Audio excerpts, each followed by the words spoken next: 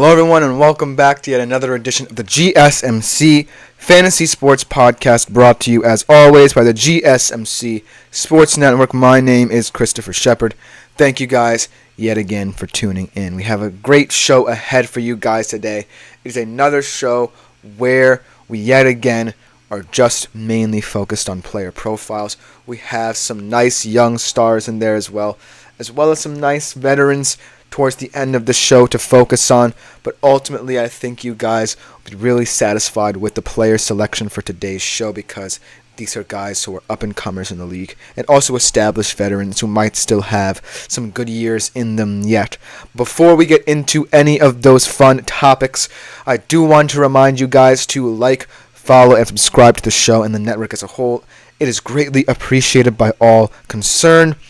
If you also do feel so inclined, we receive a ton of tips and donations, so please consider leaving them at the link gsmc.cloud. It's a huge support to both me, my fellow podcasters, and ultimately the network as a whole. If you also have any burning questions, comments, or concerns about prior segments or even segments on today's show, you can leave them there as well, and they will be answered and addressed at the beginning of the next episode. Without further ado, let's jump right into today's show, shall we? Let's start off with the younger guns. These two guys I'm really excited to talk about because I think they will be highly coveted in IDP drafts everywhere for many years to come. They both have fantastic traits and attributes that I think that they'll focus on improving as the years go on, but they also do have some deficiencies, not many for players as young as themselves, but overall there's always room to improve at the cornerback position. And as these two young guys grow, I think they'll be fantastic. Let's first start off with the guy in the AFC, one of, if not the best young corners in the league, someone who was kind of vilified a little bit for not necessarily playing that much high-level competition in the college level due to the fact that he played at Cincinnati, but now he is putting those notions to rest with his play for the New York Jets, and that, of course, is where Sauce Gardner comes in. What I love about Sauce Gardner is that when it comes to the game of football and the way corners are asked to wear many different hats, Sauce Gardner, when you look at his tape, there's not much to kind of pinpoint on him. There's a reason why ESPN just ranked him the third highest cornerback in the league in terms of the way he plays. He's just very aggressive. He always hunts the ball. He has a 19.3% ball hawk rate last year. And he's just very solid in how he approaches all the challenges that he faces. There are still some that say he might be too aggressive in the style he plays, but ultimately I think that's a blessing and a curse for him as well. Without further ado, let's jump right into his stats. 158 total fantasy points in his 2 years in the league. He had 93 in his best season, which was his rookie year. Last year he had 41 solo tackles, 2 tackles for loss, 11 passes defended, and I really like this partnership that the Jets have built with him and DJ Reed on the outside, because DJ Reed, in my humble opinion, as someone who has seen him on the Seahawks and how he transitioned to the Jets, is one of those guys who's tentatively aggressive in that he picks and chooses when to, say, blitz or be more aggressive in the way he presses receivers at the line. And he's also more comfortable in zone, whereas Sauce is always going to be the hands-on guy. He's always going to want to jam you at the line, get in your face, and make you work to get open. And so what Jeff Ulbrich, the relatively new Jets DC, has done is said, I'm going to kind of leave DJ Reed in a separate island and have him kind of do his own thing, because I think he's more effective as a blitzer. And then Sauce will just let him do his thing, be that aggressive corner that we know and love. And so that development has been crucial to how the Jets set up their kind of defense, because in the backfield, in the defensive backfield, so to speak, in the secondary, you have relatively inexperienced safeties, where these are guys who are just kind of realizing the potential that they have. And so what the Jets want to do is focus on maintaining this core of Gardner and Reed, while also making sure that the secondary doesn't have many deficiencies. Because right now, in my humble opinion, the Jets secondary, while not their biggest weakness, is certainly not as strong as, say, the front four for the Jets. I would say the front four is the strength, and then the secondary, which means that the offensive game plans for opposing teams might stem around drawing Sauce Gardner down and opening up the short to intermediate areas of the field. Because I feel like Sauce Gardner is comfortable sticking with man. But I think teams would want to space out the Jets as a whole, because if you quickly eliminate the threat the front four poses, you can pick and choose your spots to dictate your offense. Especially now that, say, a team like the Bills in the AFC East seem to have revolved more around screen games and shorter passing, as we saw in their late run to the playoffs. Now that they have a system that they can rely upon, and then teams like the Patriots, I don't know how they will view Drake May, or if Jacoby Brissett starts, who might be a little more ambitious, but they too are very short to intermediate route based in terms of the way they throw. The only team that's in that division that probably would want to throw the ball down the field and stretch the field a little bit is the Dolphins, but that's another question. But when I look at the Jets and the fact that their defensive identity is so strong, I really think that it's up to Sauce Gardner and DJ Reed to shore up the weaknesses that they might see in themselves. For DJ Reed, I would say it's getting more comfortable understanding Sauce's tendencies, and for Sauce, it's not to overcomplicate things. Meaning that right now, Sauce is in a fantastic spot. He's building on his best traits. He's learning that aggression is good in spurts, but right now, I want to see him develop into more comfort in the way that he goes about looking at different schemes. And I think what's ironic about how the whole Jets defense is formed is the fact that there definitely lies a bit of frustration and tension within them due to the fact that they've never really had a quarterback that they could rely upon in terms of staying off the field. And so I might be reading a little bit too much into this, but perhaps Sauce's aggressive tendencies, especially in certain downs, stems from the fact that there is no discipline from the quarterback, one of the vocal leaders of the offense, that can transition to the defense where they kind of need other leaders. Because Quinnen Williams is starting to realize that he's the leader of that front seven. But right now, I kind of feel like while this tandem between Gardner and Reed is growing, and the safeties are also starting to realize themselves, I think that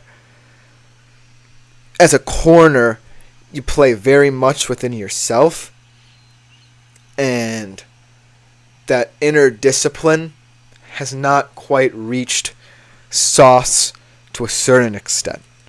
Because it's all fine and dandy to play with aggression when you're a good team, because that means you're passionate.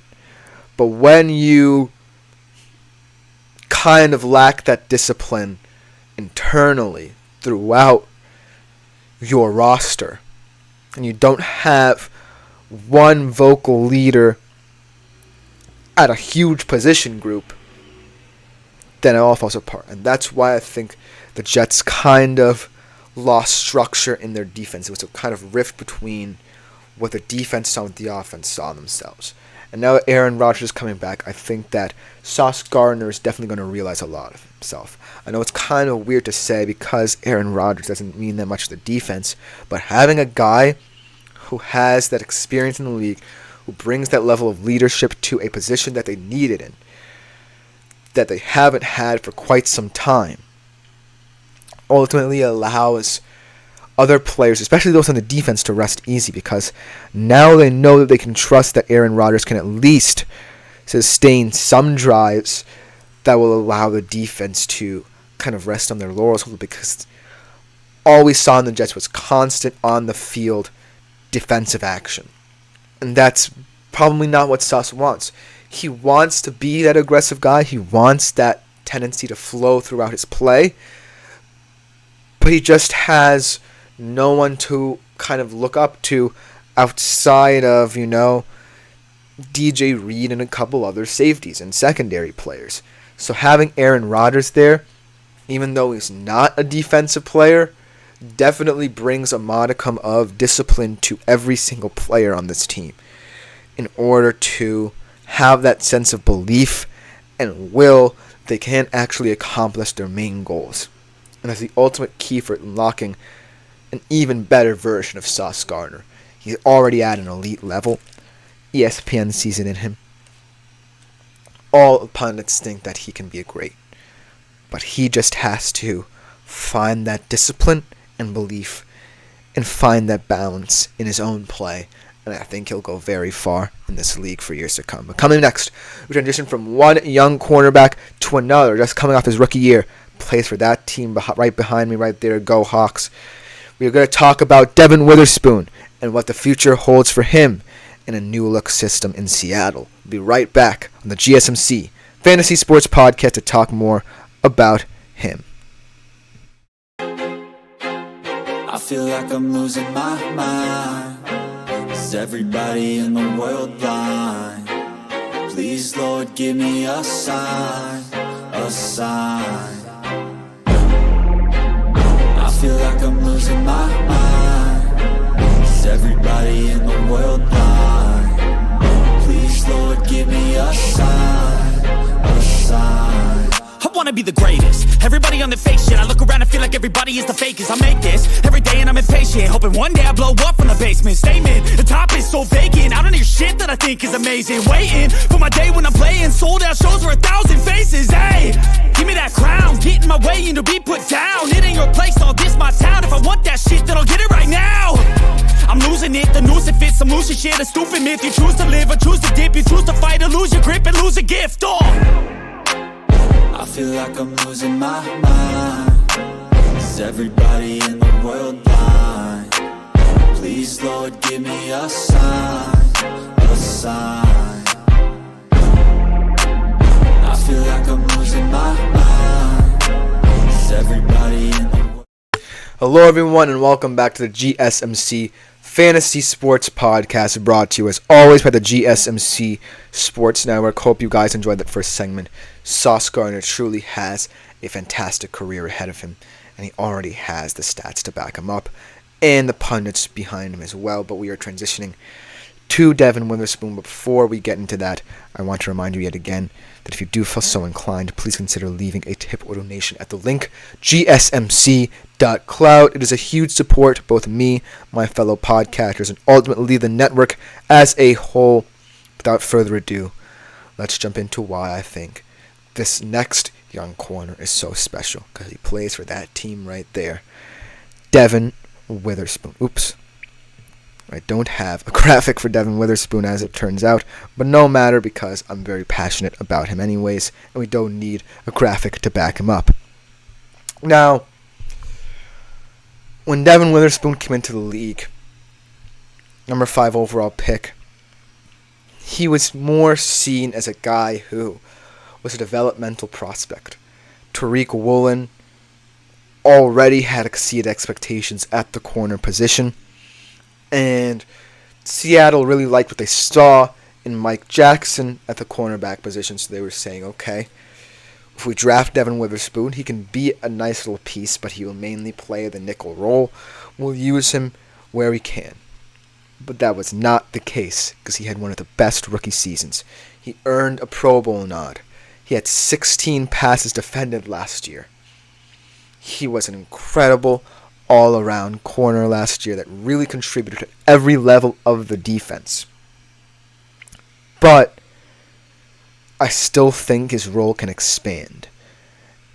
And with the new defensive mind and Mike Macdonald as a head coach and Aiden Durd really preaching that communication levels through all three levels of the defense, I think Devin Witherspoon's time to shine is going to be very soon. So without further ado, let's jump right into what made Devin Witherspoon really pop and stand out in his rookie year. 115.4 fantasy points last year, 56 solo tackles, 8 tackles for loss, 3 sacks. Of course, the 16 passes defended, 1 interception. A beautiful interception returning for a touchdown against the New York Giants. I live in the tri-state area. I always have to mention them. But let's get into what makes Devin Witherspoon such an electrifying player and why he hasn't even reached his peak yet.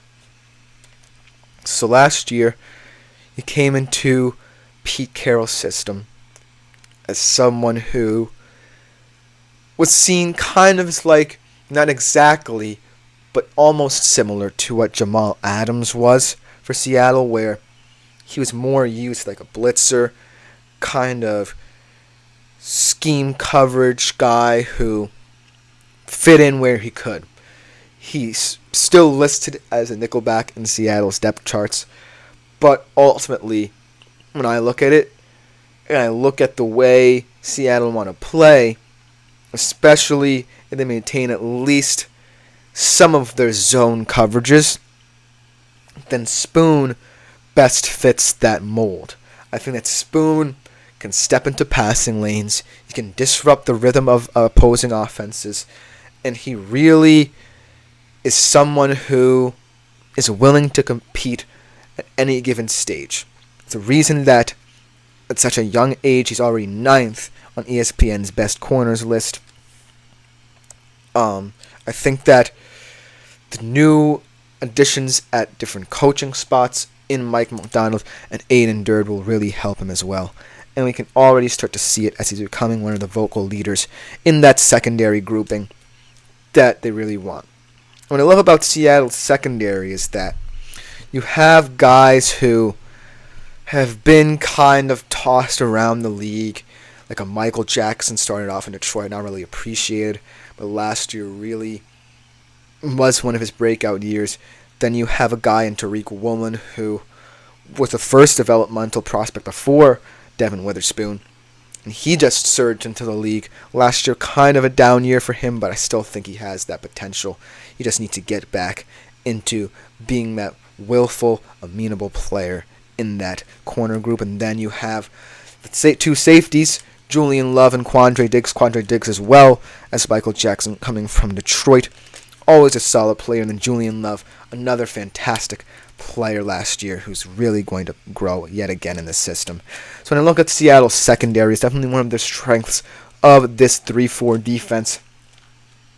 And there definitely seems to be a role for Spoon, because ultimately I still think that when I think about what both McDonald and Durd bring to this defense is the aggression tied in with communication, because as a Seattle fan, having grown up with the Legion of Boom, where every single player in that defense knew where the others was going to be and knew what their own tendencies were and how they fit into the scheme, and how that has declined through the years as the Seattle football has drastically changed. I think that Aiden Durd and Mike Macdonald bring that freshness. They see the potential in this defense. The secondary is a young secondary that they can build around. You have 2 stalwarts for many years to come at the cornerback position in Tariq Woolen and Devin Witherspoon, should he start, which I think he will. You have 2 fantastic safeties in Quandre Dix and Julian Love who still will stick around. And your D-line is constantly improving. You added Draymond Jones last year, Leonard Williams this year. And you really have guys who, if they maintain their health, can become a coherent defense. But what they were lacking was where they could fit in. And so that sense of communication, that sense of holding each other accountable comes into play here. And why I think Devin Witherspoon is such a wild card, especially in IDP leagues, is because Seattle, ironically enough, might not use him as much. They might still view him as a utility guy, but when he comes in, he's going to be the force of this defense. He's going to be an integral part of everything that runs through him. And so, when Spoon is in, I think defenses then have to shift their attention because let's say Seattle maintains some of their zone tendencies, because that's always been one of the base defenses that Seattle ran in terms of their secondary. Zone, zone, zone. It was always a much softer zone. But the way Devin Witherspoon interprets that zone is such a special aspect of his game that I don't think many people realize. And it's how he gets into passing lanes so quickly. I think that should Mike McDonald or Aiden Durd want to rely more on man-to-man, he fits that landscape well as well. And I think that ultimately Devin Witherspoon is going to eventually become and supplant Rico Woolen as the leader of the corners and ultimately the secondary as a whole, because, like I said, when you are given the freedom to communicate with other players on the field, then you know, okay, maybe I can fill another role, and maybe I can discover something about my style of play that I haven't before. And that's what they want out of Spoon. His rookie year was such a fantastic foundational year for him to set his mark as someone to be reckoned with as a secondary player. But now it's time for him to assume the mantle as a full-on Seattle cornerback. And what that means is you cover every blade of grass. You live the philosophy of understanding others' style of play. And you ultimately give in to the culture as well. It's no longer, every man for themselves and no one is talking to each other. No one's understanding the set play. It's now coming down to hard tacks here because discipline has been Seattle defense's main weakness. They lose it in certain moments of the game where they could have taken over, and now that Mike McDonald and Aiden Durd are in, they're going to immediately diagnose that and say, we have to be better in these situations. And so, what that means for Spoon is that ultimately he can't look past what Rico Woolen does. He can't look past what Julian Love does, and he can't look past what Quandre Dix does. And if we're talking about former Seattle defenses, we're talking about guys like Richard Sherman, we're talking about guys like Cam Chancellor, the reason they were so physical and the reason they imposed their will on opposing offenses was because they understood how to. They understood the moments where the offense's guards were down. They understood the moments where one of them said, okay, you can take over this play. And ultimately they understood at all three levels of that defense what their roles were. And that's what made them so dominant. And looking at this Seattle defense this year, they can immediately get back to that sentiment. They have the depth up front now. They may not have the most attracting depth up front, but hey, Michael Bennett and Cliff Averill weren't household names either. They became household names. And so, when I look at the secondary, and I look at the youth, especially in Devin Witherspoon, and look at his rookie season especially, I can't not say that this guy has a huge future ahead of him, especially in IDP leagues as well.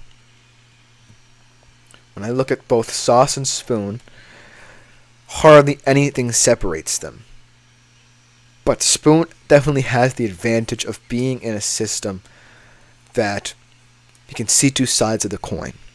You can see the side where he just plays freely, and you can see the side where he plays within himself and the system.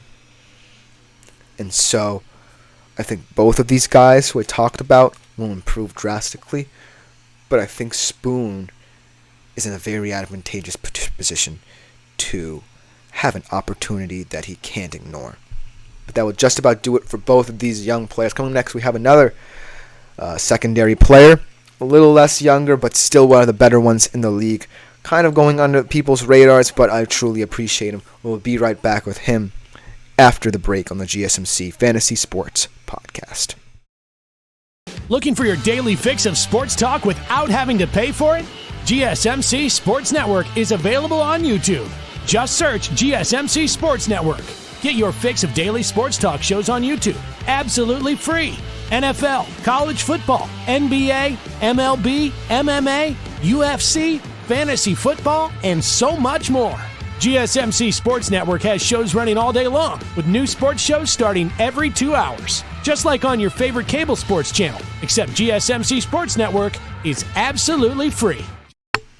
Hello everyone, and welcome back yet again to the GSMC Fantasy Sports Podcast, brought to you as always by the GSMC Sports Network. We are coming at you yet again with another secondary player profile. This time, a guy who's a little bit older, been around the league a bit, but still tends to fly under the radar. I really think that this guy defines a modern free safety in that he truly locks down the open field behind him. And that player is, of course, the very talented Jessie Bates. Now, when I think about the position free safety, I think about the meaning of the word free.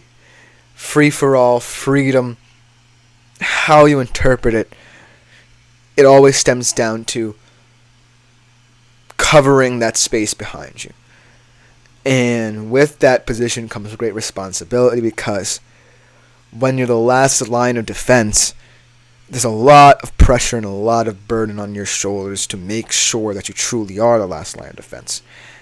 And with the modern NFL and the way teams are throwing the football on the field and the way they're stretching the field especially, you need a solid free safety to understand that role. And Jessie Bates is no more solid than anyone else. And so I believe that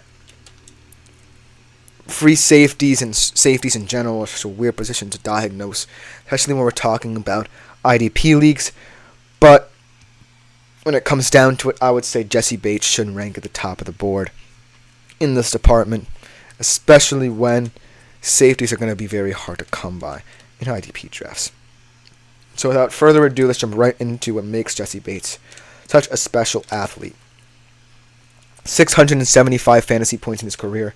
His best season was last year, 158.5 fantasy points his second year with the Falcons.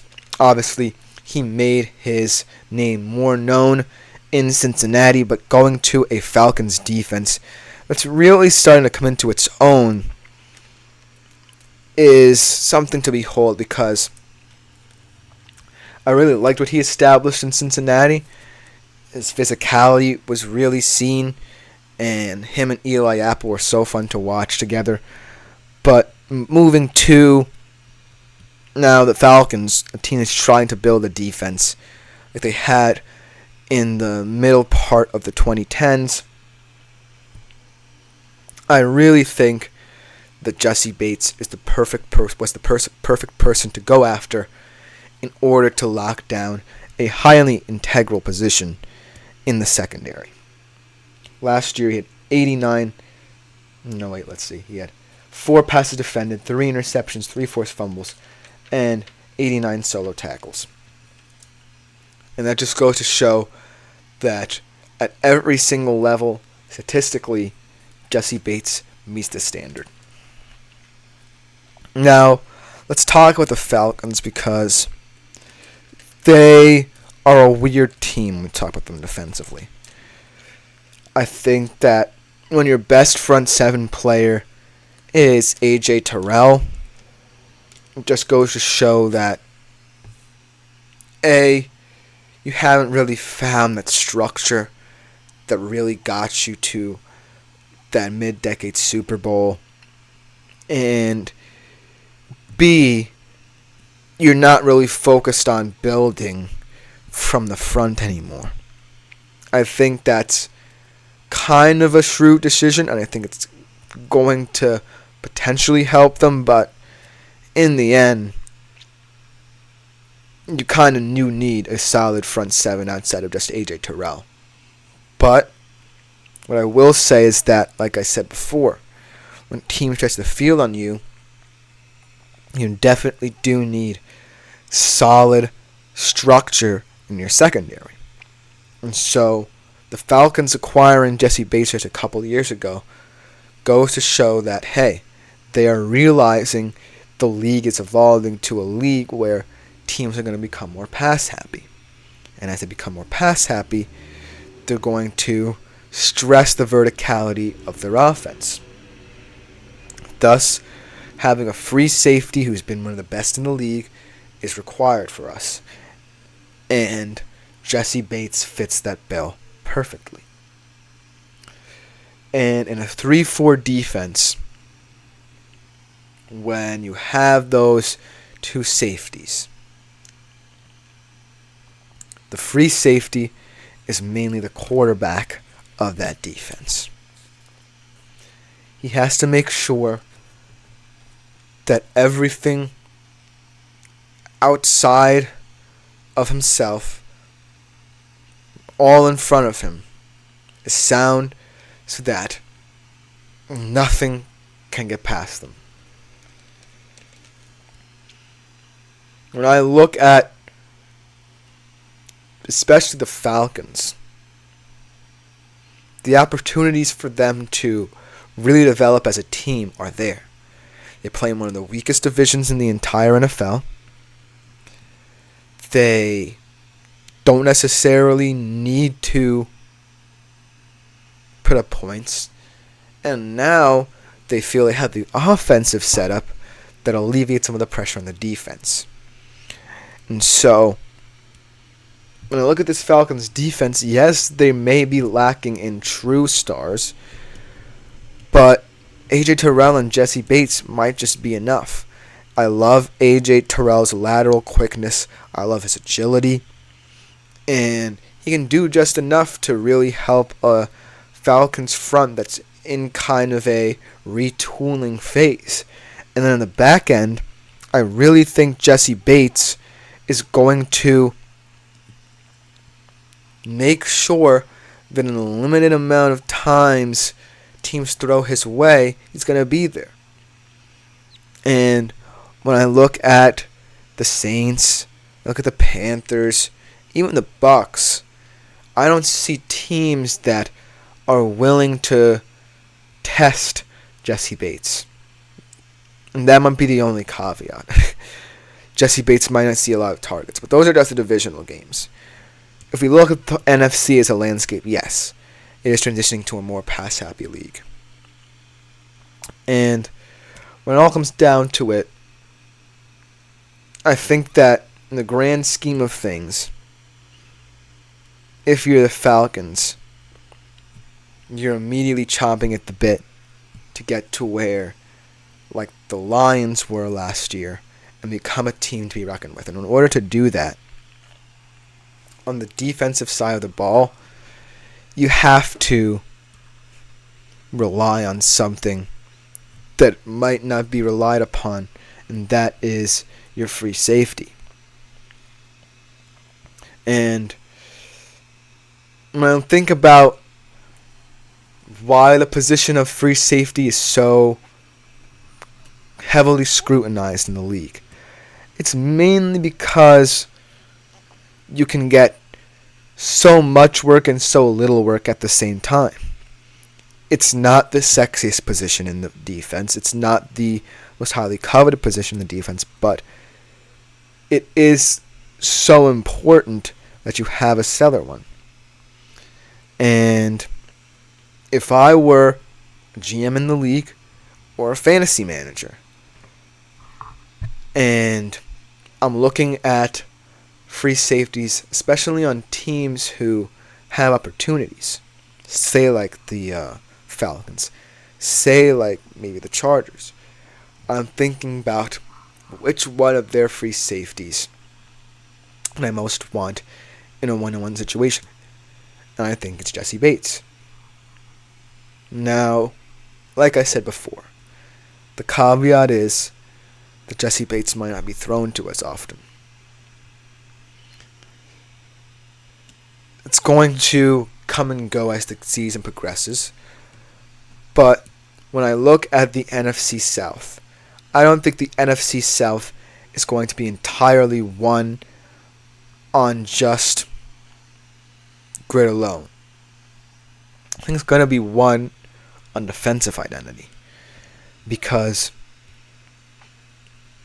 a lot of what makes these teams so even stems from the fact that at every single level of their defensive structure and their offensive structure, some more than others, they cancel each other out.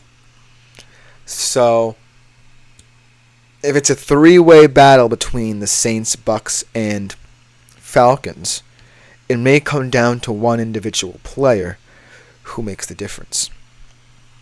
In those interdivisional games, when you are trying to break down an opponent you're so familiar with, the NFC South more than anybody, because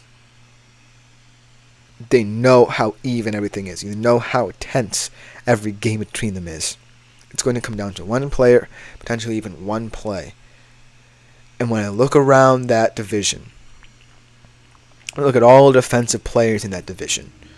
I look at a guy like Cam Jordan up front for the Saints.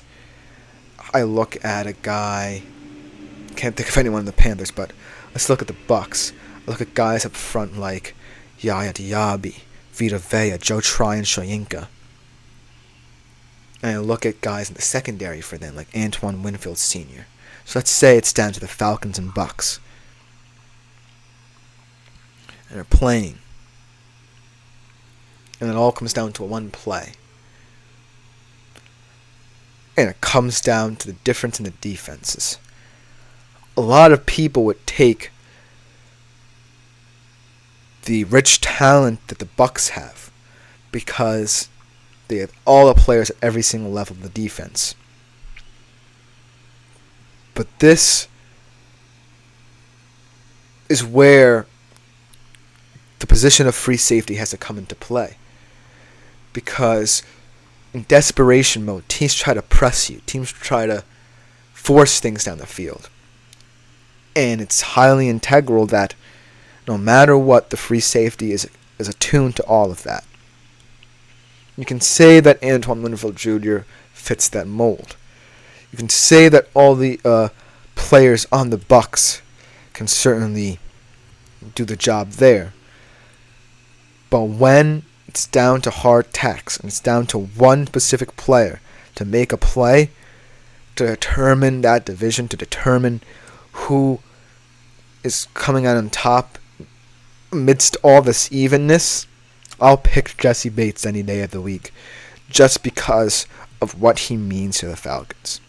Without Jesse Bates, they don't really have anyone that I'm really threatened by in terms of who's the quarterback of that defense.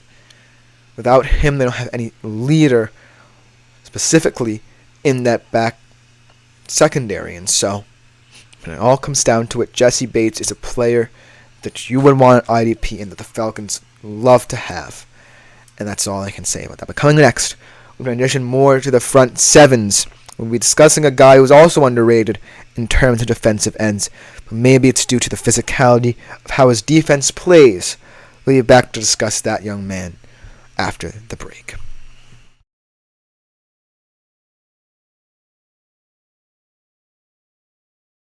For the best and latest podcasts available anywhere, go to the podcast app on your cell phone and type in GSMC to access free content-rich podcasts on health and wellness, book reviews, sports, entertainment, relationships, social media, movies, technology, finance, and even weird news. Subscribe and download the GSMC Podcast Network's family of shows, available everywhere. Hello, everyone, and welcome back to the GSMC Fantasy Sports Podcast, brought to you as always by the GSMC Sports Network. We are in the home stretch of today's show, and we are switching to the front sevens after we've talked a lot about some corners and safeties in this league who are really eye-popping. And this guy doesn't necessarily stand out amongst premier defensive ends, mainly due to the fact that his defense is a highly collective unit, but I still appreciate this guy nevertheless due to his immense talent and his immense athleticism at the defensive end position. We are going to discuss the fantasy player profile, Mr. Trey Hendrickson out of the Cincinnati Bengals.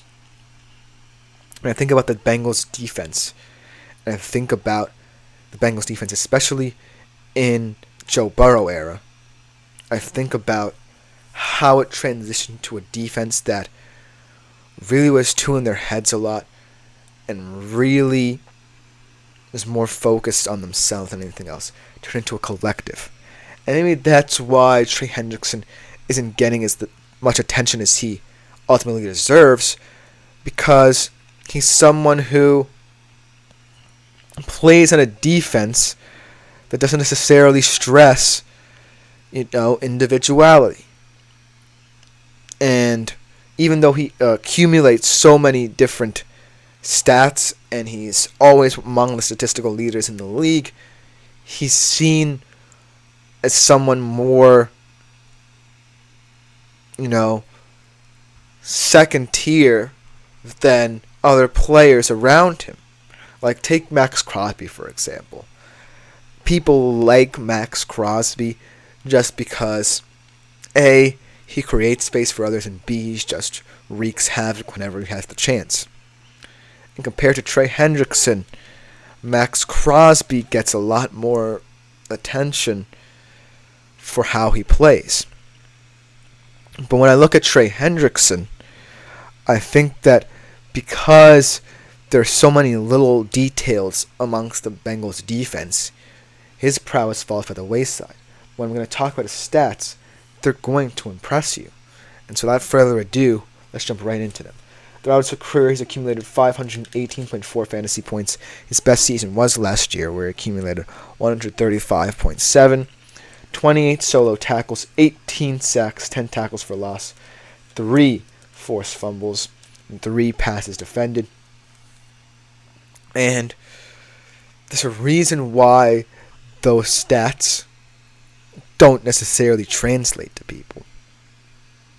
It's because people might question, how can a player who's in such an unselfish defense possibly have these stats? And I'll tell you why. So the way this 4-3 system is set up is much like, say, how the Raiders might set up, or how other teams I discussed might set up. I say like the Chiefs or something of that nature. The reason the Bengals only have quote-unquote one high-profile guy along that front is because a lot of their players focus on one specific trait to get them going. And Trey Hendrickson, as the right end, is the guy who's tasked with overwhelming those other negative traits in his teammates to cover up those deficiencies. And so, when I look at, say, a player like Sam Hubbard, who's on the other flank, Sam Hubbard is more of a physical kind of plugger of the line. He kind of plugs the run. He's kind of more TFL-based guy. And then when we get to the second level, the linebackers, Logan Wilson and Jermaine Pratt. I think Logan Wilson's strength is his lateral movement, and I think Jermaine Pratt's is his pass defending ability. And so, Trey Hendrickson, how he breaks that divide is just being himself. Because when you're a right end, like we said before, you need to be agile, you need to outflank your blocker, you need to attack the blind side, and you need to get to the quarterback. You need to pressure the quarterback no matter what. So, all in one player, Trey Hendrickson combines to make something that opposing offenses kind of have to key on even more than, say, if you had 4 guys on that line who just cancel each other out. And so that's why I'm saying Trey Hendrickson should be more highly appreciated, especially in IDP league, because in latter rounds, you're not going to find so many high-value defensive ends. All the good ones are going to be gone. Guys like Crosby, guys like Jones, guys of that nature, guys like Karlaftis maybe even. And the reason why I'm saying Trey Hendrickson might not go high isn't just because of the Cincinnati Bengals as a defense. I think it's mainly about when you're looking for an IDP draft, especially a guy who is going to be your kind of second defensive end. You're kind of looking for a guy who's in a defense that might be a little bit more lackluster. And people do respect the Cincinnati Bengals defense. It's not that they don't respect the Cincinnati Bengals defense. They just respect it as a collective. And that's what makes it so special and so hard to kind of look at Trey Hendrickson through the lens of someone who's elite, even though he truly is. And when I think about other defenses who are high profile or low profile, the high profile defenses, let's start off with, they have 2 guys who are solid, and it's mainly their, say, interior that's a little bit weaker, because they know that their 2 guys can create space off the edge for other players to kind of attack as well. We talk about low-profile teams. I think people value them because, well, that one guy is going to get a lot of production. When you have a team that's so unusual like the Bengals, that mainly stresses all 3 levels kind of playing in a system, and you have an anomaly like Trey Hendrickson, you're thinking perhaps I should go for him, but since that defense is just so well structured, maybe there's some kind of divide that will make sure everyone on that defense gets production. It's kind of like a distribution of wealth conundrum, because you know Trey Hendrickson is solid.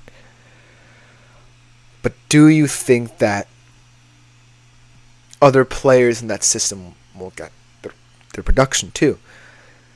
Like Sam Hubbard is not going to get as many sacks, but he's going to get a lot of tackles for loss. He's going to get a lot of forced fumbles. Logan Wilson is going to get a lot of tackles, solo and assisted. Jermaine Pratt's going to get a lot of picks. So when you judge that Bengals front 7, all these players are in your mind except for Trey Hendrickson, because, well, you don't necessarily have to worry about him. You're balancing him out against the players that he has alongside him. You don't necessarily have to do that for other defensive players. You can say, okay, I'm taking Max Crosby because, well, he's the best defensive end on the Raiders, and he's going to get a lot of sacks anyways. I'm taking a guy like Chris Jones because he can move, he's so versatile, he can kick inside, he can get tackles for loss, he can get sacks, he can do that. I'm picking a guy like Karlaftis because he's young, he's hungry, he's going to get into the backfield, he's going to force fumbles as well, he moves so well, and you're confident in how and why you pick them. With Trey Hendrickson, it's a little bit different. And so I think that Trey Hendrickson the thing with him is he's going to have to keep producing, because as the years go on, there's going to be more and more defensive ends in IDP leagues, and they're going to be more highly coveted than ever. I think defensive ends are not necessarily the quarterbacks of IDP. They're kind of like the tight ends, where every single year they're going to continue improving and progressing. And so Trey Hendrickson getting left in the wayside is going to be something to really consider, because he doesn't deserve to be overlooked just because he plays in a system that is so within itself. And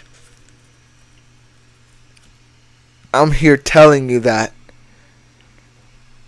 in an IDP league where it's highly specific on who and how you pick, defensive ends might tend to be undervalued because you want the premium guy.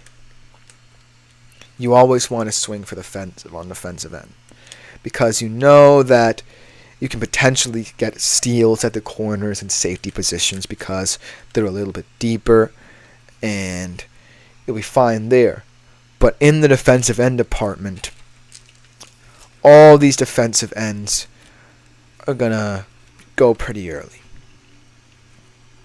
You're going to want a guy who's going to be sitting in the middle rounds of the drafts, who doesn't necessarily have to be weighed as much as you think he does against others, and a guy who just produces no matter what people think of him and his defense. And so it would be a travesty and remiss to not acknowledge Trey Hendrickson as a pass rusher to be reckoned with. Because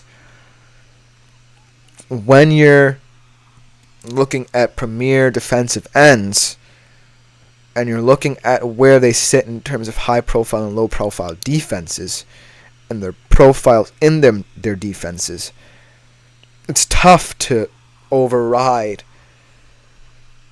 your mind in terms of who you might covet. And Trey Hendrickson should ultimately be the guy who you say, I'm going to stick with you, because it'll pay off in the end. But that will just about do it for this segment. Coming up for our last segment, we talk about one of my favorite veterans of all time, one of the best linebackers of the past decade.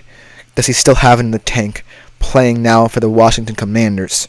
You definitely don't want to miss this last segment of today's show.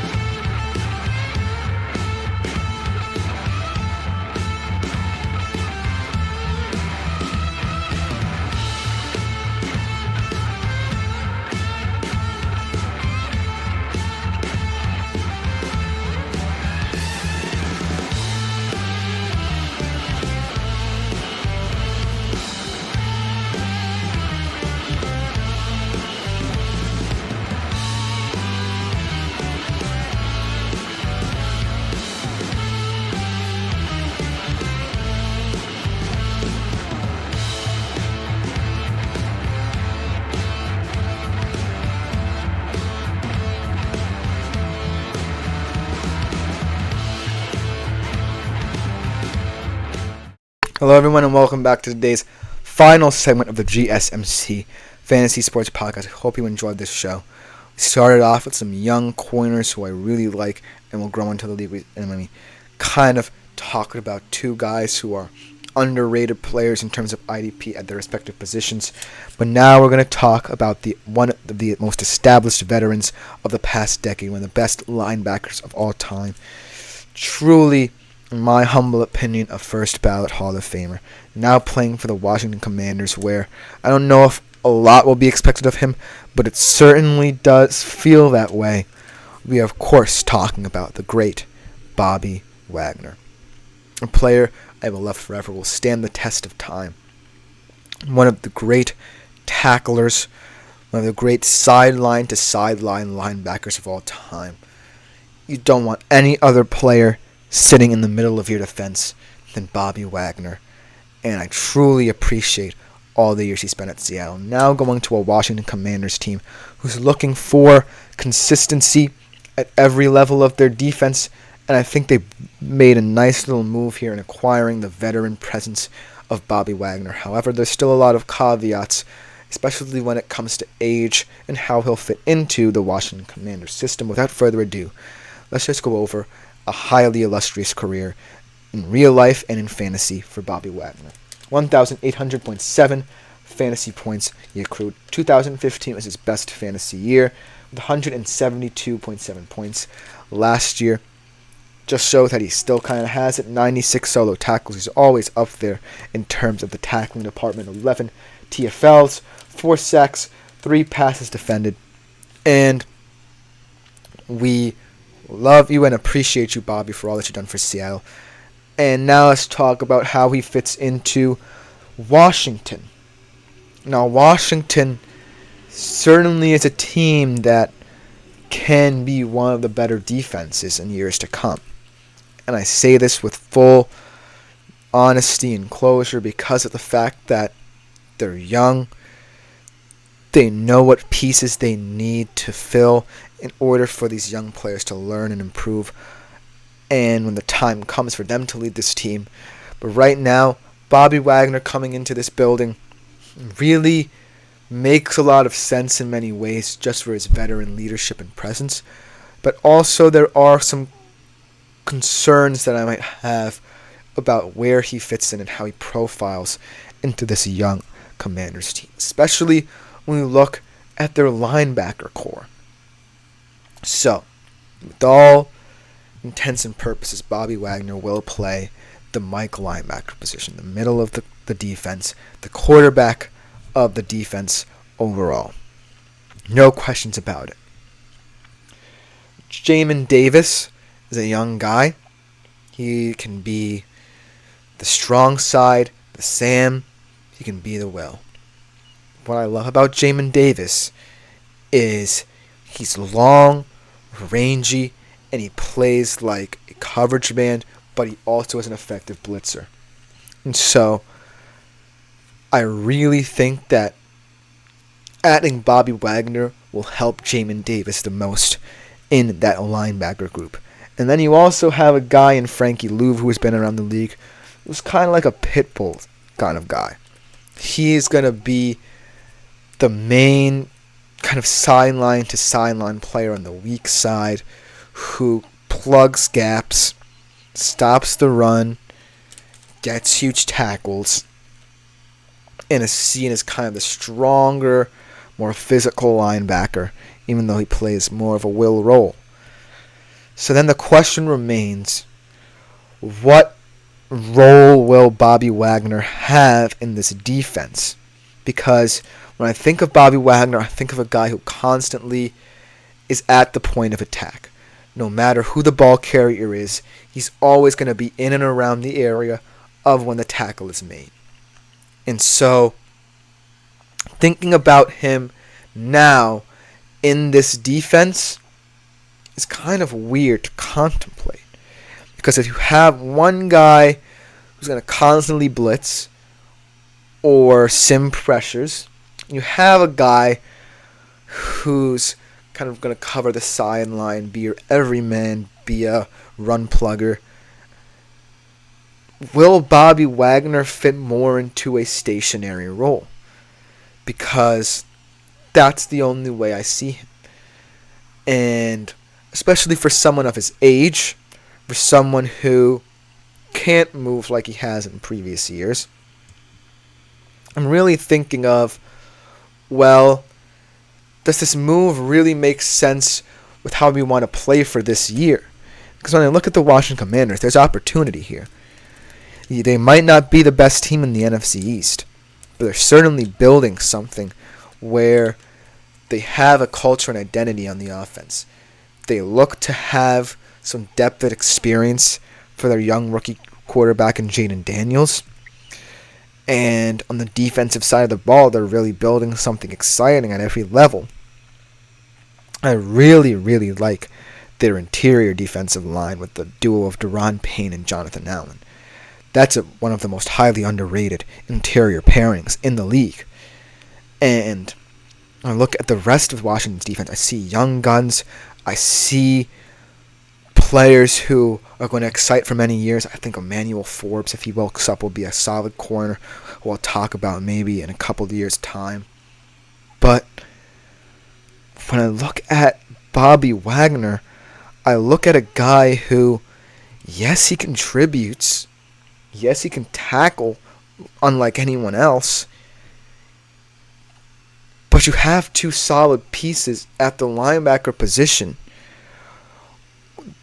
that are already improving on their own. And so, I think Bobby Wagner is just going to have to be a stationary guy. He's going to have to see how Davis and Louisville move around him in order to interpret his own role, because right now I really don't see a role outside of quote-unquote Mike linebacker for him.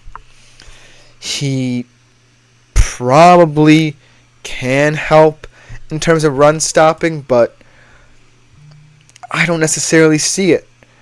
And they definitely have the players up front to mitigate for if Bobby Wagner's age shows. But I just don't see the overall fit, because Bobby Wagner is certainly a fit player. When you add him to your defense, a lot of things have to change. And I don't necessarily think he's that force anymore, because we saw last year the only reason why he had so many tackles was because the Seahawks were a young team. They were still trying to figure things out. And, there was very little communication there. But in Washington Commanders defense, they're starting to get serious. They're starting to build something that they believe in. I think that Bobby Wagner can be a voice in the locker room, but he can't be a contributor on the field. That will immediately hurt this team. If Bobby Wagner's age shows. And I hate to say it, because he does have fantastic traits that you really want to focus on, and the Washington Commanders really want to focus on. But that's the main question right now. What possible way can he fit into this structure in a way that makes sense? What do you really see in him that says that not only is he going to be a vocal leader, but a leader on the field? And right now, I'm the Washington Commanders. I would have said, hey, we have two interior linemen in Deron Payne and Allen who can generate pressure and do their own thing. And Jamin Davis and frankly Louvu are going to be studs for us. I probably would not have made this move if I were in the shoes of the Washington Commanders GM, but hey, it's a new regime. It's a new feel to the Washington Commanders, so I can't necessarily fault them. But you definitely start having to thinking about how you play, because it's nice to have a presence. It's nice to have the aura of someone who knows what it takes to play the linebacker position. It's nice to have someone as a defensive anchor. But it won't mean anything if he can't play at the highest level for you. I think Washington right now, I would have them third in that division, but hey, maybe in 3 to 5 years' time, I'll be saying they're contending for that NFC East title. And it would really be telling if Bobby Wagner kind of hindered that growth. Maybe it will take a little bit longer if Bobby Wagner doesn't show it. Because right now, the Washington Commanders have the desire to win. But does Bobby Wagner coming in muddle it all up? In terms of IDP, he might still get a lot of tackles for you guys, so he could be someone that you covet in later rounds. But I just don't see it. It just doesn't make sense to me. And it saddens me because he's ultimately a legend, but that's just the way it is, and that's what the Washington Commanders saw in him. We have to live with that. That'll just about do it for today's show. Hope you enjoyed it. Like, follow, and subscribe to the show and the network as a whole. It is a huge support to both me and my fellow podcasters in the network. Leave a tip and donation at the link gsmc.cloud if you do feel so inclined. Other than that, I've been Christopher Shepard. Thank you guys for tuning in to the GSMC Fantasy Sports Podcast. We'll be back better than ever tomorrow to close out the week. Thank you guys yet again for tuning in.